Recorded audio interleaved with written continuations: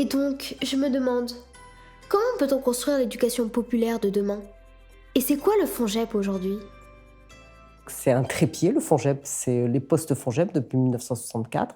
Donc on libère des moyens financiers au titre des ministères.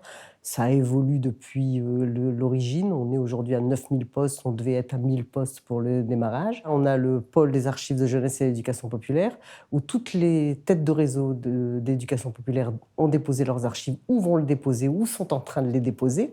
Et à partir du moment où elles les ont déposées, on a un comité scientifique qui va permettre de valoriser, de mettre en avant, de mettre en visibilité toutes ces archives qui sont déposées. L'objectif pour nous, c'est qu'un maximum de chercheurs puissent s'en inspirer, que des étudiants puissent également s'en inspirer, qu'on puisse, nous, en faire quelque chose de valorisé et que ça ne reste pas dans des boîtes poussiéreuses.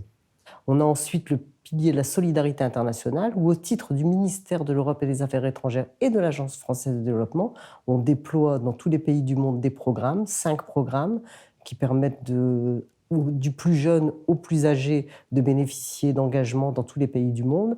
C'est un rôle fondamental qu'ont le FONJEP en partenariat avec le ministère des Affaires étrangères, et c'est un partenariat qui existe depuis 30 ans, qui fait le lien entre éducation populaire et solidarité internationale.